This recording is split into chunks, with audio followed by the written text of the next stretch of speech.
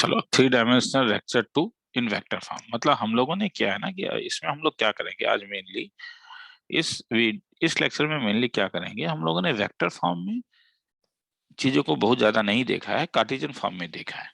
जैसे अगर मैं तुमसे पूछूं कि equation of plane in vector form, ये तो निकाल सकते हो, क्या था, कुछ r dot n bar is equal to some lambda. क्या, 2 मिनट रुको।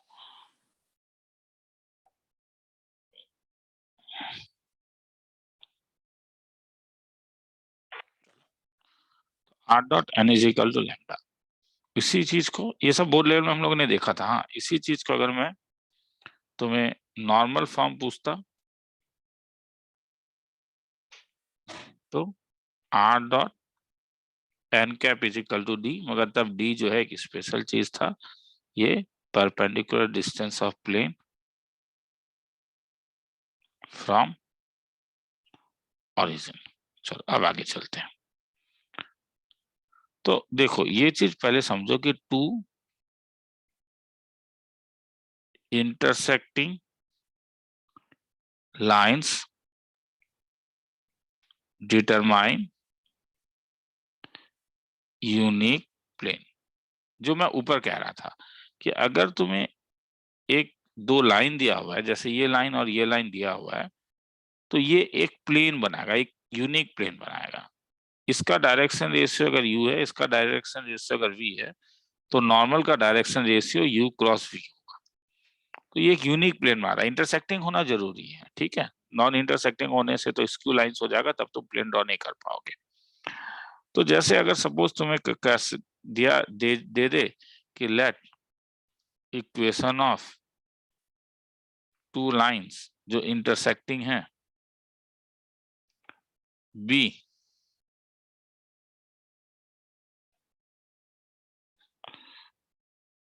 Are bar is equal to A bar plus lambda B bar and R bar is equal to, suppose A में इंटरसेक्ट कर रहा है, plus mu times of Q bar. तब क्या अंतर हो गया, अब मैं इस चीज को तब मिटा देता हूं, क्योंकि यूवी का अब जरूरत नहीं है। क्योंकि अब जब भी तुम r equal to a plus lambda p बोलते हो, तो ये वाला ए जो है ये उसका पोजीशन देता है, और लैम्डा के टर्म जो होगा ये उसका डायरेक्शन देता है। मतलब इसका डायरेक्शन टी है, इसका डायरेक्शन क्यू है, तो नॉर्मल का जो डायरेक्शन होगा वो क्या हो जाएगा, पी क्रॉस क्यू।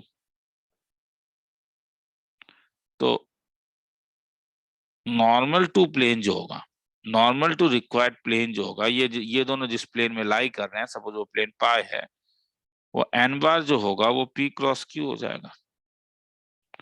अब ये पास कहां से, दोनों ए से पास कर रहे हैं, तो पोजीशन ऑफ प्लेन क्या हो गया, पोजीशन ऑफ प्लेन तुम्हारे पास हो गया ए बार। तो इसलिए इक्वेशन ऑफ प्लेन क्या हो गया, equation of plane normal point form में वो था r minus A dot n bar is equal to 0। तो अगर यहाँ पे लिख सकते हो तो वो क्या हो जाएगा, r dot n is equal to क्या, ए डॉट एन। तो this implies r dot n के बदले क्या लिख सकते हो, p cross q is equal to a dot क्या, पी क्रॉस क्यू। तो हेंस ये तुम्हें क्या मिलेगा, तब ये r p q is equal to क्या, ए पी क्यू। तो ये वो रिक्वायर्ड प्लेन का इक्वेशन है, इक्वेशन ऑफ प्लेन। अरे ये वही वाला फॉर्म है जो हम लोग डिटर्मिनेंट में लिखते थे। अगर मैं बोलूं कि x minus x one by a one is equal to Y minus Y one by b one, z minus Z one by c one, x minus x one by a two, Y minus Y one by b two, Z minus Z one. ये intersecting line है x one y one z one में। तो अगर मैं तुमसे पूछूं find the equation of plane containing these two line, plane containing these two lines, तो हम लोग जानते हैं कि सबसे पहला वाला जो डिटर्मिनेंट का रो था वो रिजर्व होता था प्लेन के पोजीशन के लिए। तो x minus x one, y minus Y one, z minus Z one. और नीचे वाले जो थे वो रिजर्व होते थे किसी भी दो वेक्टर नॉन पैरेलल वेक्टर के, ये हर समय रिजर्व रहते हैं, ये हर समय रिजर्व रहते हैं any two non parallel vector lying on plane और पैरेलल टू द प्लेन, हर समय। और ये जो पहला वाला है ये हर समय होगा position of plane x1 y1 z1 के लिए हर समय। तो ये और ये तो सेम ही चीज है ना, ये और ये पूरा जो है, ये जो तुम पूरा लिख रहे हो ये एग्जैक्टली सेम चीज है, बस एक कार्टेशियन में है और एक डॉट क्या बोलते हैं स्केलर ट्रिपल प्रोडक्ट में आ रहा है। आगे चलूं? ठीक है। तो अब अगर मैं तुमसे पूछूं तो इसे स्केलर डॉट प्रोडक्ट फॉर्म कहते हैं। उसके बाद पैरामेट्रिक फॉर्म ऑफ प्लेन, ये भी हम लोगों ने बोर्ड लेवल में देखा था। पैरामेट्रिक फॉर्म ऑफ प्लेन, तो बोर्ड लेवल में हम लोगों ने क्या देखा था? हम लोगों ने देखा था बोर्ड लेवल में कि अगर R इज इक्वल टू तुम्हें कभी भी a bar plus lambda b bar plus nu c बार मिलता है तो ये वो इक्वेशन ऑफ प्लेन है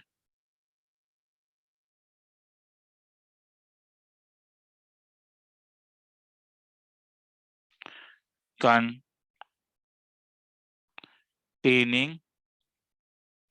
the point a bar and parallel to two non collinear vectors b bar and c bar।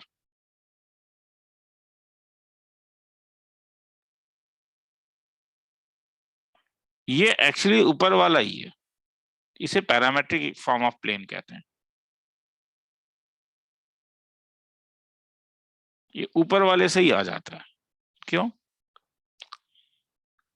ऊपर वाले में तुमने अभी देखा कि ऐसा हम लोग प्लेन का इक्वेशन लिखते थे r b c is equal to a b c. इसका मतलब r minus a b c is equal to क्या? 0।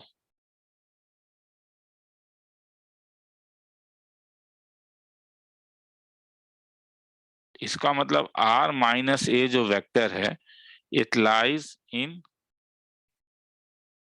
Plane of B bar and C bar. तो वो जो को प्लानर रिप्रेजेंटेशन है वो क्या कहता है तब? आर माइनस ए कैसा दिखेगा? लैम्डा बी बार प्लस कैसा? तो आर बार कैसा दिखा? ए बार प्लस कैसा? लैम्डा बी बार प्लस क्या? न्यू सी बार। खेला खत्म। किसी को देखना है तो देख लो।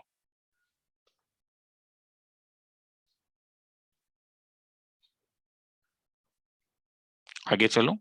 ठीक है। तो जैसे प्रॉब्लम ये दे सकता है कि suppose R is equal to I minus twice J plus lambda times of twice I minus J plus thrice K times of 3i plus 4j minus K. और कहेगा कि रिप्रेजेंट इन कार्टेशियन फॉर्म। ये plane का equation है, ये तो एक equation of plane है और कहेगा कार्टेशियन फॉर्म में इसे रिप्रेजेंट करो। तो कार्टेशियन फॉर्म में तुम्हारा जो पोजीशन आ रहा है वो कहां से आ रहा है? ये वाला, ये जो मतलब ये किससे कंपेयर करोगे? कंपेयर करोगे आर बार इक्वल टू किससे? A bar plus lambda B bar plus mu C bar से, नहीं क्या? तो पोजीशन जो है वो आई माइनस ट्वाइस ए है, मतलब 1 कॉमा माइनस 2 कॉमा 0। और टू वेक्टर्स जो दिया हुआ है वो है ट्वाइस आई प्लस जो प्लेन के पैरेलल है तो इसके करस्पॉन्डिंग का डायरेक्शन रेशियो 2 माइनस 1 3 और 3i प्लस 4j माइनस के का करस्पॉन्डिंग 3 4 और क्या -1। तो इसीलिए इक्वेशन ऑफ प्लेन जो दिखेगा वो x minus 1 y plus 2 z minus 0 2 minus 1 3 और 3 4 माइनस 1 इक्वल टू 0। ये इसका कार्टेशियन फॉर्म है। इसी को अगर स्केलर डॉट प्रोडक्ट फॉर्म में बोले तो इस वाले वेक्टर का नाम ए दे देता हूं, इस वाले वेक्टर का नाम बी, सी, तो लिखूंगा r b c is equal to क्या, ए बी सी। तो ये स्केलर डॉट प्रोडक्ट फॉर्म है। लिखना है तो लिख लो, फिर आगे चलूंगा।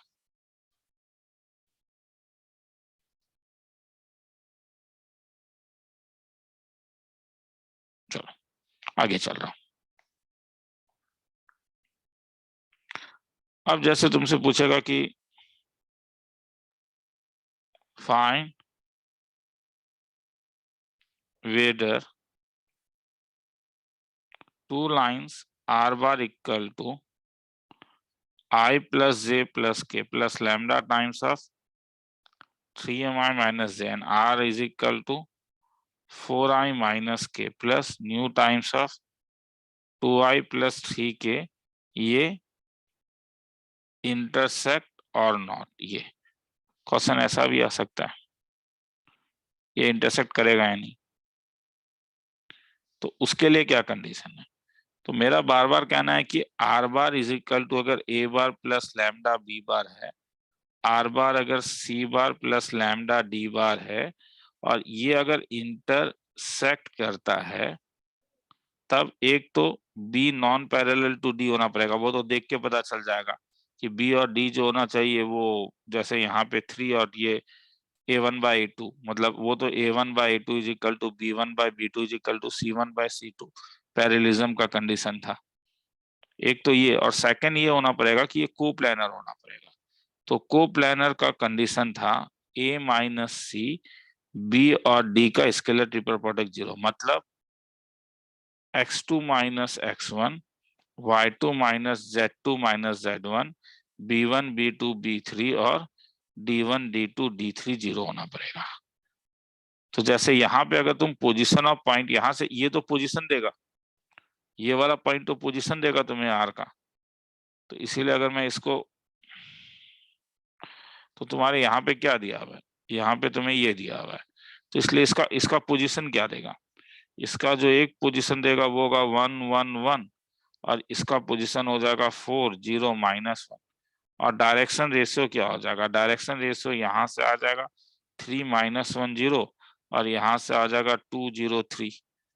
तो अब तुम क्या देखोगे, तब तुम ये वाला देखो, x2 माइनस x1 मतलब 4 -1, x2 माइनस x1 तो इस वाले से बनेगा ना, इस वाले से, ये 0 -1, ये -1 अब डायरेक्शन रेशियो डालो और 2 0 3 डाल के देखना ये नॉट जीरो हो रहा है।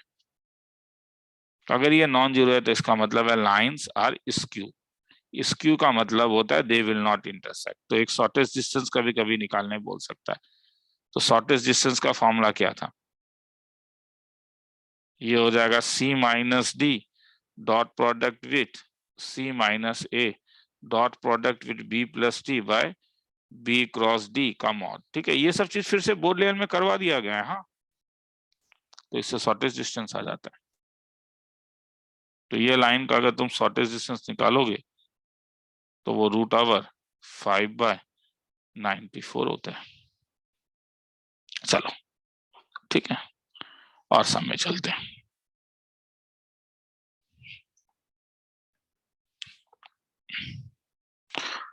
प्रॉब्लम,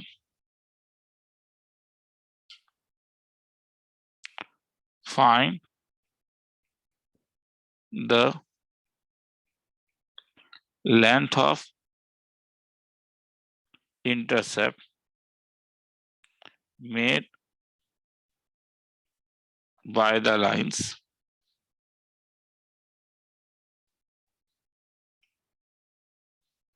ऊपर वाला जो लाइंस था on a line with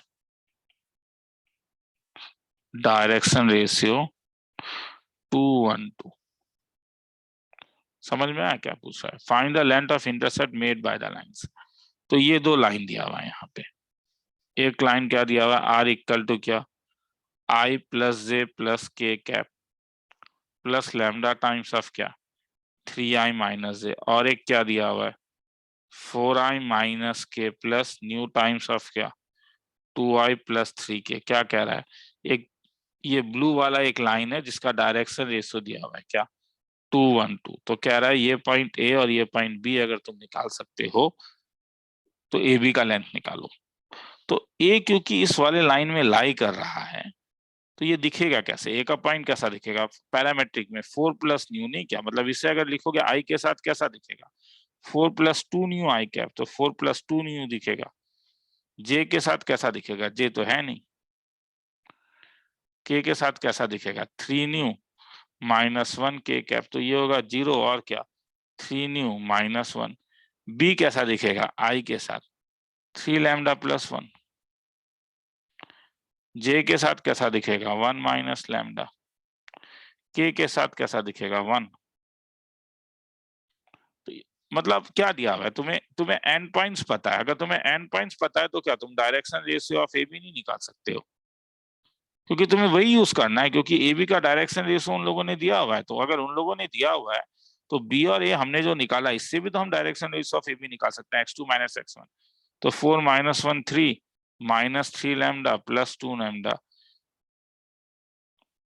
lambda minus 1 3 nu minus 2। मगर direction ratio of a b question में भी तो दिया हुआ है ना कि एक लाइन है।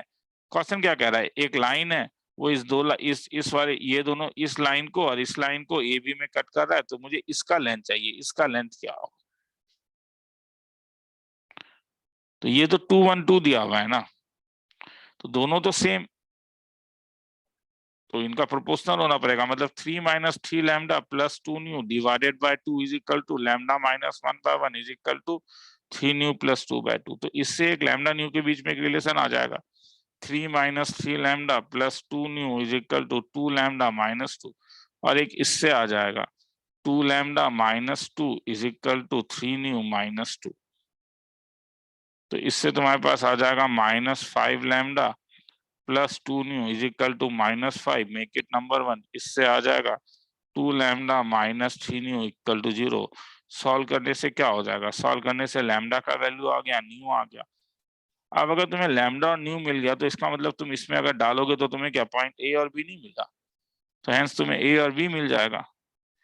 तो निकाल के देख लेना, ए बी का जो डिस्टेंस है वो 12/11 आएगा, वो निकाल के तुम लोग देख लेना, ठीक है। तो ये मतलब ये बड़ा इंपॉर्टेंट चीज है, मतलब लिखना है तो लिख लो, ये बड़ा इंपॉर्टेंट चीज है। मतलब इस चीज को हर समय याद रखो कि सिमेट्रिक पॉइंट ऑन लाइन ये एक बड़ा इंपॉर्टेंट चीज है कि लाइन का इक्वेशन अगर x minus x1 by A is equal to y minus y1 by B is equal to z minus z1 by C, और यहाँ पे अगर तुम कोई एक पॉइंट ए ले रहे हो तो वो डायरेक्टली लैम्डा अगर लोगे तो ये a lambda plus x1 b lambda plus y1 और c लैम्डा प्लस z1। और वही चीज को अगर r को कभी तुम ऐसा देखोगे कि x1 i cap plus y1 j cap plus z1 k cap plus k times of A I cap plus B J cap plus C K cap, तो इसे कार्टेशियन में चेंज करने का जरूरत नहीं है। अब ये पॉइंट x1 और मतलब क्या होगा आर, तो क्या आर एक्चुअली में क्या था, ये एक्स आई प्लस वाई जे प्लस जेड के था ना। तो कंपेयर करोगे तो आई और आई के साथ क्या मिलेगा तुम्हें, ए के प्लस x1 बी के प्लस y1 और सी के प्लस z1। देखना है तो देख लो। तो ये बड़ा इंपॉर्टेंट है सिमेट्रिक पॉइंट ऑनलाइन। अब कभी कभी ऐसा हो सकता है कि लाइन इंटरसेक्ट कर सकता है, जैसे अब अगर तुम्हें कभी कभी ऐसा पॉइंट दे देगा, ठीक है लिखना है तो ये सब लिख लोगे हाँ, कि तुम्हें R bar is equal to twice J plus K plus lambda times of I minus J plus K, R bar equal to 2i plus 3j plus 6k plus mu times of 2i plus J plus 5k। अब ये intersect कर रहा है नहीं, तो वो तो तुम्हें देख सकते हो, वो इंटरसेक्ट कर रहा है नहीं वो देखने के लिए जो मैंने अभी कहा x1 minus x2 y1 minus y2 z1 minus z2 a1 b1 c1 और क्या a2 b2 c2 0 है। तो ये इंटरसेक्ट सपोज करता है। तो अगर ये इंटरसेक्ट करता है तो बोलेगा कि तब तब उस इक्वेशन ऑफ प्लेन को निकालो। तो इक्वेशन ऑफ प्लेन जब निकालने बोलेगा तो किसी का एक पोजीशन यूज कर सकते हो। जैसे इसका पोजीशन क्या होगा, 2 0 1, तो वो हो जाएगा x-2y, क्योंकि अगर अगर लाइन नंबर 1 प्लेन में लाई कर रहा है तो उस लाइन नंबर 1 का जो वो पॉइंट तुम्हें मिल रहा है 2 0 1, वो भी तो प्लेन में लाई करेगा, तो वो पोजीशन का काम करेगा। अब दो वेक्टर, ये लाइन खुद ही वेक्टर है, जो ये दो डायरेक्शन कोसाइन है, इसलिए नीचे क्या हो जाएगा 1 -1 1 और क्या 2 1 5 इज इक्वल टू क्या 0। ये वो प्लेन का इक्वेशन है। अब तुमसे अब ये पूछ सकता है, ठीक है ये दोनों लाइन जहां पे इंटरसेक्ट करता है, पॉइंट ऑफ इंटरसेक्शन निकालो। अब पॉइंट ऑफ इंटरसेक्शन के लिए इसका सिमेट्रिकल फॉर्म क्या होगा, ये पूरे का सिमेट्रिकल फॉर्म। तो वो जो पॉइंट ए दिखेगा वो दिखेगा लैम्डा 2 माइनस लैम्डा, मैं इसका सिमेट्रिकल फॉर्म निकाल रहा हूँ, के है लैम्डा है, तो वो हो जाएगा लैम्डा +1। मगर ए का सिमेट्रिकल फॉर्म तो तुम इससे भी निकाल सकते हो ना, इस वाले से। तो आई के साथ क्या निकला ये, हाँ 2 + न्यू,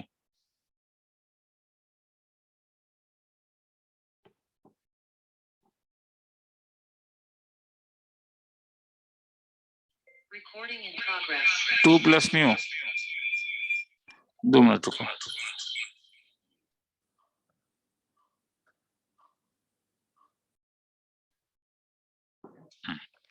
तो 2 + न्यू, उसके बाद 3 + न्यू, और उसके बाद 6 + 5 न्यू। तो इसका मतलब ये और ये सेम होगा, तो इसमें लैम्डा और न्यू में इक्वेशन मिल जाएगा, दोनों को सॉल्व करके निकाल लो, हो जाएगा। ठीक है, तो तुम बोलोगे ये सब हम लोगों ने बोर्ड लेवल में किया हुआ है ऊपर, हाँ ये सब चीज हम लोगों ने बोर्ड लेवल में किया हुआ है, मगर मैं बस एक तरीके से क्विक रिवीजन करा रहा हूँ जो हम लोगों ने बोर्ड लेवल में किया हुआ है। हाँ, कार्टेशियन को हमने इतना यूज वहां पे ज्यादा किया था, हम लोगों ने वहां पे वेक्टर को यूज नहीं किया था, अभी मैं वेक्टर को ज्यादा यूज कर रहा हूँ। ऊपर मैंने हेडिंग भी वही दिया है कि वेक्टर। हाँ,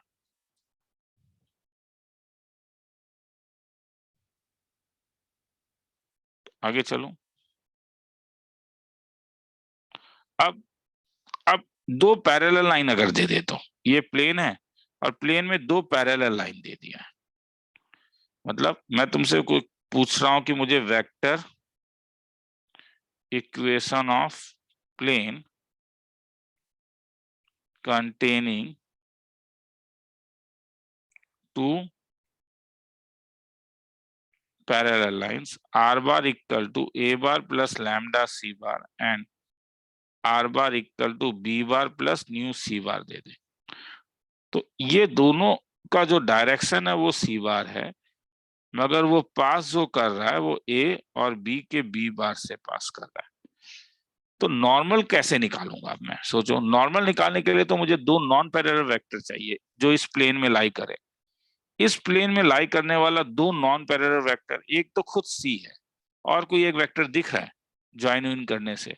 क्या अगर मैं ए बी को ज्वाइन कर देता हूं तो मुझे एक वेक्टर नहीं मिल जाएगा? अगर मैं ए बी को ज्वाइन कर दूं तो ए बी वेक्टर तो मैं जानता हूं कैसा दिखेगा, B-A। ये कहाँ पे लाई कर रहा है, लाइज ऑन प्लेन है। सी वेक्टर क्या है बोल रहा है, लाइज ऑन प्लेन है। तो अगर इनका क्रॉस प्रोडक्ट कर दूं B- क्रॉस सी, तो ये एन कैप हो जाएगा जो प्लेन के नॉर्मल में है, एन कैप ये वाला। तो ये नॉर्मल टू प्लेन हो जाएगा, नहीं क्या, नॉर्मल टू प्लेन, क्योंकि हम जानते हैं कि क्रॉस प्रोडक्ट जो देता है वेक्टर उसका डायरेक्शन प्लेन के नॉर्मल होता है। तो नॉर्मल टू प्लेन मिल गया। पोजीशन तुम ए बी किसी को भी ले सकते हो, पोजीशन ऑफ प्लेन किसी एक से ले लो। पोजीशन ऑफ प्लेन मेरा कहना है ए से लो ना। तो इक्वेशन ऑफ प्लेन क्या था, इक्वेशन ऑफ प्लेन अभी हम लोगों ने देखा था क्या, r-a.n⁻ = 0, मतलब r.n = a.n। तो n के बदले क्या लिख सकते हो, r.n के बदले लिख सकते हो B×C minus A×C = a.b×c minus A×c।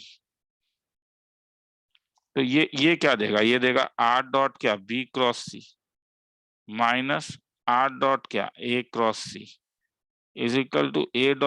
B×C, और A.A×C तो स्केलर ट्रिपल प्रोडक्ट 0 हो जाएगा, क्योंकि दो ये तो वेनिश कर जाएगा, सेम है। तो अगर मैं फॉर्म लिखूं तो ये RBC ऑप्शन में कुछ दिया रहेगा,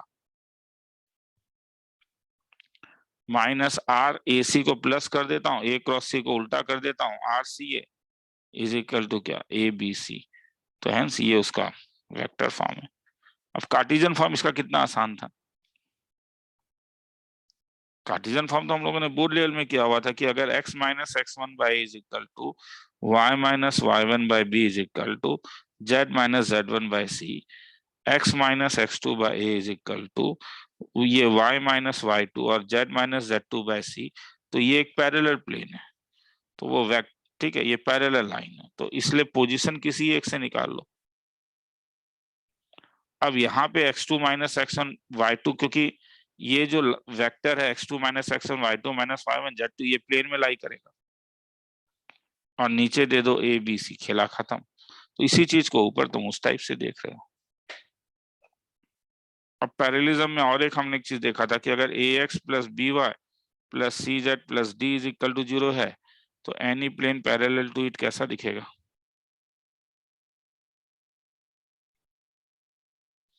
वो दिखेगा A X plus B Y plus C Z plus K is equal to 0।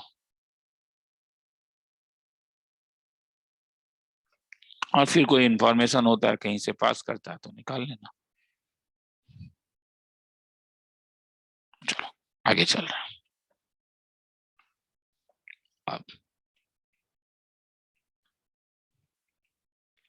Equation of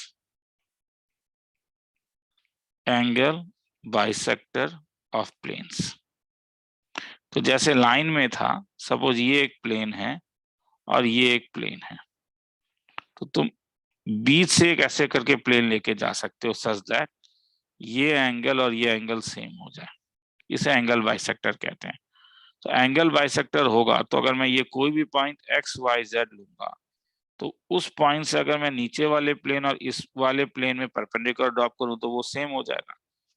तो सपोज तुम्हें एक प्लेन दिया हुआ है a1x plus b1y plus c1z plus d1 equal to 0, और एक प्लेन π2 दिया हुआ है a2x plus b2y plus c2z plus d2 equal to 0। तो अब equation of angle bisector plane मतलब ये वाला, ये प्लेन का इक्वेशन, इस प्लेन का इक्वेशन जो होगा वो दिखेगा a1x plus b1y plus c1z plus d1 by root over of a1 square plus b1 square plus c1 square equal to plus minus of a2x b2y c2z plus d2 by root over of a2 square b2 square c2 square. अब अगर कभी इसमें बोले कि हाँ acute angle वाला निकालो कौन सा है, तो एक्यूट एंगल वाला निकालने के लिए या ऑब्ट्यूज एंगल वाला निकालने के लिए जो स्ट्रेट लाइन वाला थ्योरी था वही यहाँ पे लगाओगे। मतलब तुम इस टाइप से रीअरेंज करो कि तुम्हारा D1 भी पॉजिटिव और D2 भी पॉजिटिव हो हर समय। a1x plus b1y plus c1z plus d1 is equal to 0 और a2x plus b2y plus c2, इसे इस टाइप से अरेंज करो कि ये जो कांस्टेंट टर्म है वो हर समय पॉजिटिव हो। तब अगर a1 a2 plus b1 b2 plus c1 c2 इस इक्वेशन का पॉजिटिव होता है तो एक्यूट, अगर ग्रेटर देन 0 होता है तो एक्यूट के लिए माइनस ले लेना, ऑब्ट्यूज के लिए प्लस साइन ले लेना। इस वाले में यहाँ जो प्लस माइनस में मतलब d1 d2 मगर पॉजिटिव होना पड़ेगा, और a1 a2 plus b1 b2 plus c1 c2 अगर नेगेटिव होता है तो एक्यूट वाले को प्लस ले लेना, ऑब्ट्यूज वाले को माइनस ले लेना। अब इसी चीज को वेक्टर में कैसे दिखाओगे, इसी चीज को तो वेक्टर में दिखाने के लिए तो प्लेन का इक्वेशन भी तो फिर वेक्टर फॉर्म में होगा ना। r dot n1 is equal to q1, r dot n2 is equal to q2। तो अब उसके लिए अब तुम्हें एक रिजल्ट याद रखना होगा कि पॉइंट ए, अगर सपोज तुम्हें एक पॉइंट दिया हुआ है ए बार, ये r dot n is equal to k दिया है, तो ये जो परपेंडिकुलर डिस्टेंस am होता है ये होता है तुम्हारा r के बदले अब ए डाल दोगे, मतलब ए डॉट एन माइनस के डिवाइडेड बाय मॉड एन हर समय। क्यों? ठीक है, ये भी बताऊंगा, मैं पहले ये खत्म कर देता हूं। तो ये परपेंडिकुलर डिस्टेंस होने के कारण अगर मैं एंगल बाइसेक्टर का फॉर्मूला बोलूंगा तो इसका मतलब तुम आर से परपेंडिकुलर ड्रॉप करोगे। ये अगर बाइसेक्टर है, ये पॉइंट मैं पी ऑफ आर ले लेता हूँ, और ये प्लेन था मेरे पास R dot N one equal to Q one. तो यहां से ये जो परपेंडिकुलर लेंथ होगा पी एम, और ये जो पी एन होगा सेम होगा। तो इसका मतलब ये होगा mod of r dot N one bar minus q one divided by mod of n one is equal to mod of r dot n two minus q two divided by mod n two. हटा देना, plus minus आ जाएगा, answer आ जाएगा। Mod हटाओगे तो क्या आ जाएगा? Plus minus आ जाएगा। तो ये, हाँ, ये कहां से आ रहा है ये ना क्वेश्चन? ठीक है, चलो ये भी बताता हूँ। तो अब यहां से अगर सपोज तुम्हारे पास ये प्लेन है, ये प्लेन का एक इक्वेशन है, प्लेन का इक्वेशन है r dot n is equal to q. ये point a of a bar है, ये पॉइंट ए एन है, मुझे ए एन का लेंथ चाहिए।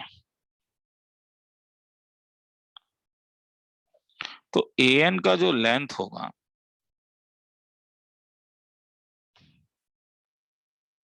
मुझे ये मालूम है कि ये जो नॉर्मल है वो एन बार है, नहीं क्या?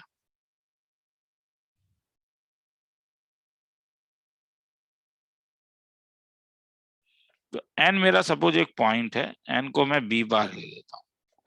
तो ए एन जो होगा वो कैसा दिखेगा? Mod of length of a n अगर मैं बोलूं तो मॉड ऑफ बी माइनस ए।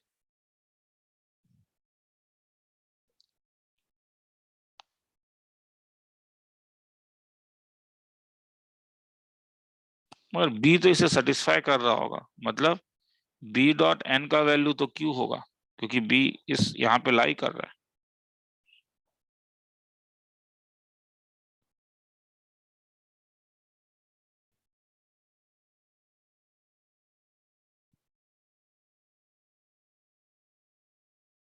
तो मैं अगर यहाँ पे बी डॉट एन माइनस ए डॉट एन, बी माइनस ए डॉट एन कर दूं, और नहीं, रुक जा, यहां से नहीं आएगा।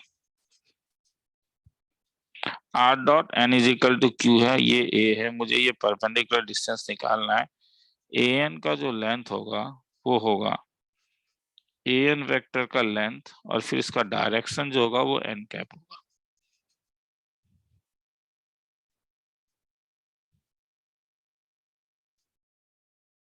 एक तो मैं इसे नॉर्मल फॉर्म से निकाल सकता हूँ, A N bye N cap.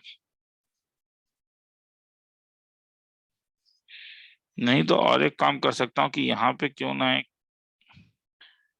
इसके पैरेलल एक प्लेन खींच लूं, और नहीं तो ये कर सकता हूँ कि ये एन बार है। ये रुक जाइए, इसके बाद ठीक है, रुक जाओ 2 मिनट रुको, क्लास ठीक है, ये मैं वो नेक्स्ट वीडियो में अपलोड करके दिखाता हूँ। रुक जाओ, वो होता क्या है। तो उसके बाद मुझे जो याद है, फिर हम लोगों ने फैमिली ऑफ प्लेन्स देखा था, नहीं क्या? फैमिली ऑफ प्लेन्स हमने देखा था कि ये एक प्लेन है और ये एक प्लेन है। तो अगर मैं कोई तीसरा प्लेन यहां से खींचूं, अगर ये pi one equal to zero है, ये अगर pi two equal to zero है, तो ये pi one plus lambda pi two equal to zero होता है। Problem, the plane is rotated through 90 degree about its line of intersection with plane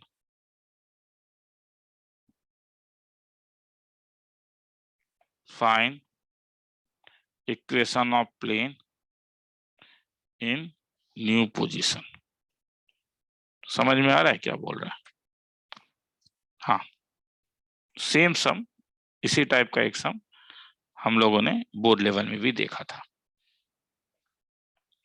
ये plane का इक्वेशन है x minus y minus z equal to 4।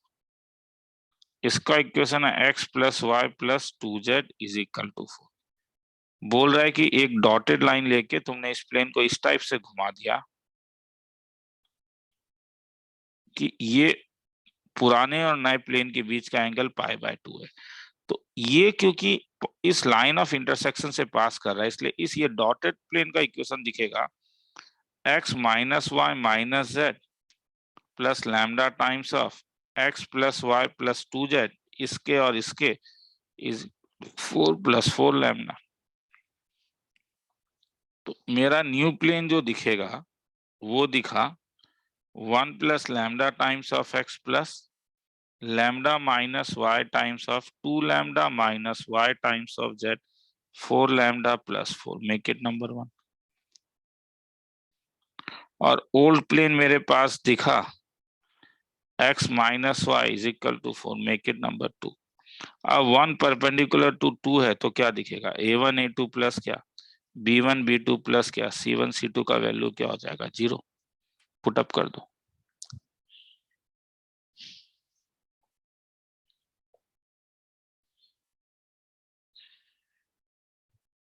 ठीक है, अब इसी concept को यूज करके तुम रिफ्लेक्शन ऑफ प्लेन यूज कर सकते हो। जैसे अगर मैं तुमसे पूछूं find the reflection of plane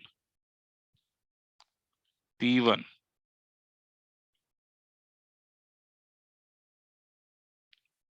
in the plane P2,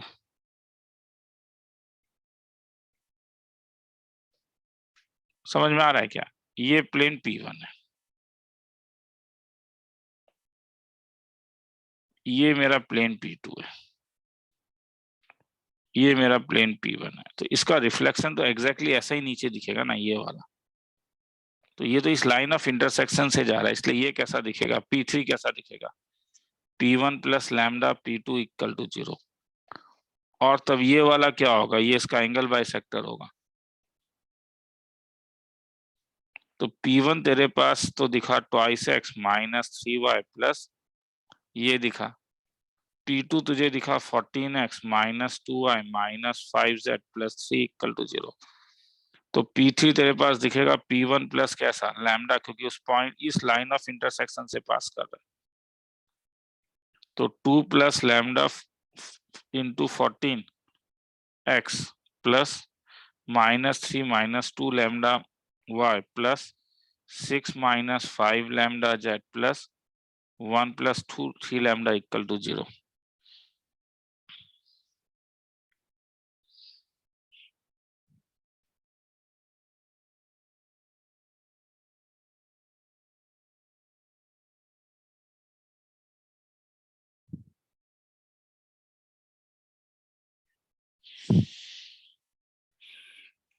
तो अब ये एंगल जो है और ये एंगल को सेम होना पड़ेगा। तो इसका डायरेक्शन मतलब नॉर्मल का मैं कह रहा हूं, तो अगर ये अगर तुम मतलब तुम्हें 3 नॉर्मल मिल रहा है ना, n1 n2 और n3, तो कोफिशिएंट तो नॉर्मल देता है, इसलिए इसका डायरेक्शन रेशियो क्या होगा 2 माइनस 3। n2 का डायरेक्शन रेशियो क्या होगा 14 माइनस 2 माइनस 5। n3 का डायरेक्शन क्या होगा 2 plus 14 lambda minus 3 minus 2 lambda और 6 माइनस 5 लैम्डा। अब यूज कर लो अल्फा इक्वल टू बीटा, मतलब कॉस अल्फा इक्वल टू, लंबा होगा मैं नहीं कह रहा हूं, तो ये होगा 2 times of 14 plus minus 2 times of minus 3 plus 6 times of minus 5 divided by root over of is equal to same चीज यहाँ के लिए फॉर्मूला लगा दो a1 a2 b1 b2 c1 c2 by root over, solve करके lambda का value निकाल देना। लंबा चौड़ा मेथड है।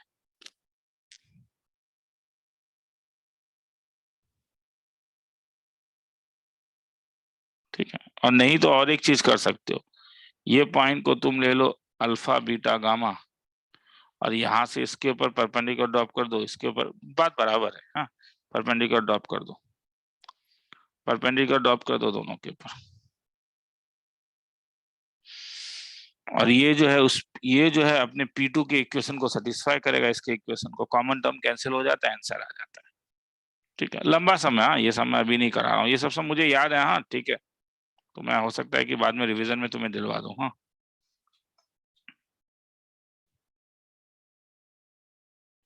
अब यही सब चीज अगर कार्टेशियन में होगा तो खतरनाक लगने लगता है, कि तुमसे पूछेगा कि to find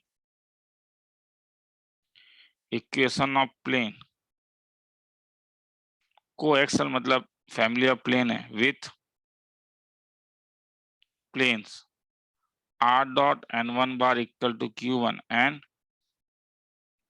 r dot n2 bar equal to q2 and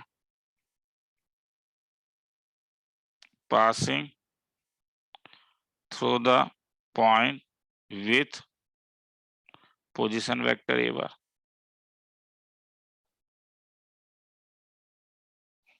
मतलब समझ में आया, ये एक प्लेन है, ये एक प्लेन है, तो ये तीसरा प्लेन का इक्वेशन निकालो, मगर ये a बार से पास कर रहा है। तो प्लेन P1 क्या है, r dot n1 bar equal to q1।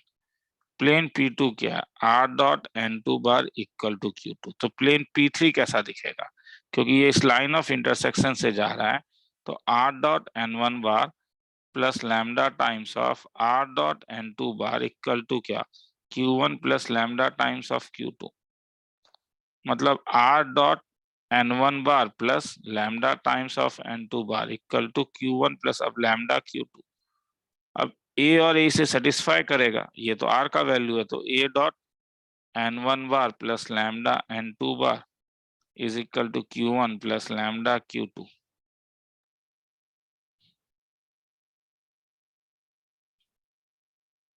अब यहां से लैम्डा का वैल्यू निकालो, कैसे निकालोगे, a dot n1 bar plus lambda times of a dot n2 bar is equal to q1 plus क्या, lambda q2। Lambda lambda common ले लो तो क्या मिलेगा, a dot n2 bar minus q2 is equal to minus of, मतलब q1 minus a dot n1 bar, तो lambda is equal to minus of a dot n1 bar minus q1 by a dot n2 bar minus q2। और ये lambda फिर क्या करेगा, जो value मिला वो इस वाले में क्या करो, सब्स्टिट्यूट कर दो।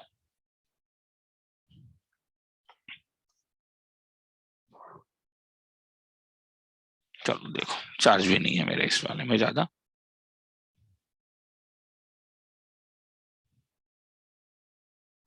चलो तो आज फिर अभी यहीं पे खत्म करता हूँ। नेक्स्ट में अब फुट ऑफ परपेंडिकुलर और भी एक दो रिजल्ट्स हैं, वो रिजल्ट्स दिखाऊंगा। तो ज्यादा मतलब वही है, मतलब समझ में आ रहा है। मैं यहाँ पे तुम लोगों को एक बार,